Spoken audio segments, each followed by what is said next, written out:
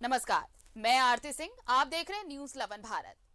होली की छुट्टियों के बाद आज से झारखंड विधानसभा के बजट सत्र का अंतिम फेज शुरू होगा और एक बार फिर माननीय सदन में जुटेंगे। सदन में आज सामान्य प्रश्नकाल होगा, वहीं मुख्यमंत्री प्रश्नकाल भी चलेगा और संभवतः ये आखिरी मुख्यमंत्री प्रश्नकाल होगा क्योंकि कमेटी ने इसे बंद करने की सिफारिश की है। लंच के बाद सदन में विभागीय बजट पर चर्चा होगी। लंबे अरसे के बाद विधानसभा का कोई सत्र सुचारू रूप से चला है। इस दौरान खूब सवाल जवाब हुए, जनहित के मुद्दों की गूंज सुनाई दी।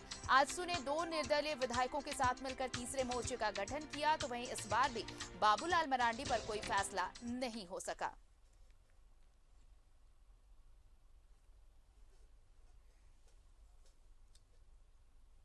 और चलिए आपको विधानसभा परिसर लिए चलते हैं। हमारे सहयोगी विपिन उपाध्याय इस वक्त मौजूद हैं। सीधे जुड़ते हैं विपिन से। विपिन, होली की छुट्टियां खत्म हो चुकी हैं, बजट सत्र का अंतिम फेज आज से शुरू होगा और कई मुद्दे छाए रहेंगे अभी भी। खासकर देखिए, एक जो है कि जो कमेटी ने सिफारिश की है कि मुख्यमंत्री प्रश्नकाल संभवतः अब अगला सत्र जब हो तो उसमें ये चैप्टर ना हो, ये भाग ना हो, ये हिस्सा ना हो। उसके बाद साथ ही साथ कई ऐसे मुद्दे जिस पर सदन के बाहर भी सिर्फ माननीय नहीं, कई संगठन भी खुलकर विरोध कर रहे हैं। इन तमाम मुद्दों को लेकर शोर।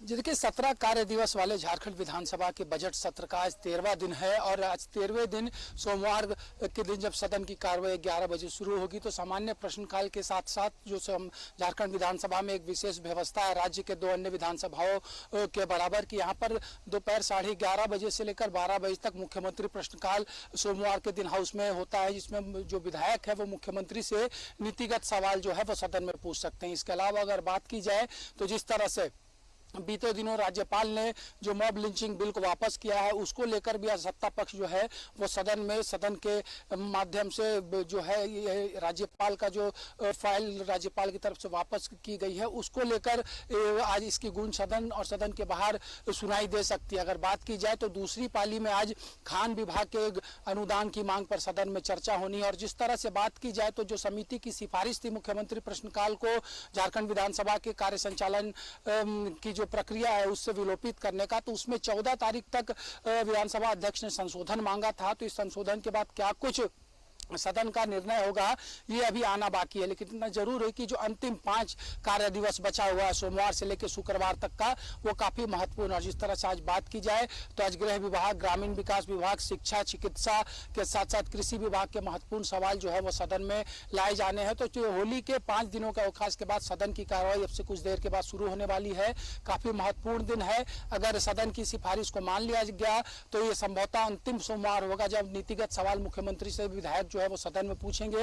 लेकिन इसके अलावा भी बात करें तो कई ऐसे महत्वपूर्ण बिंदु और खास करके जिस तरह से होली और होली के एक दिन पहले जो राजधानी रांची में लॉ एंड ऑर्डर की स्थिति देखने को मिली है उस पर विपक्ष की तरफ से यहाँ पर कार्य स्थगन लाया जा सकता है।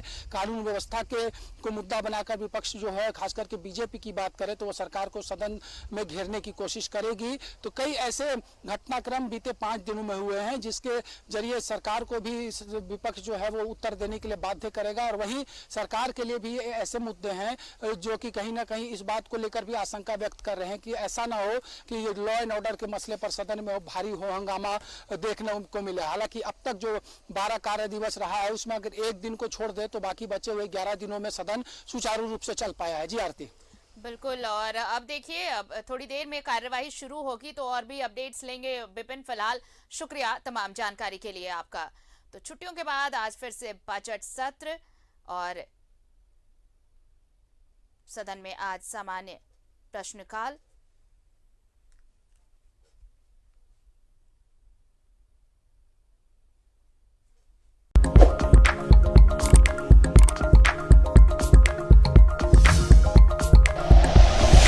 Like and share videos, subscribe करें हमारा चैनल और प्रेस करें बेल आइकॉन। न्यूज़ 11 भारत, सच है तो दिखेगा।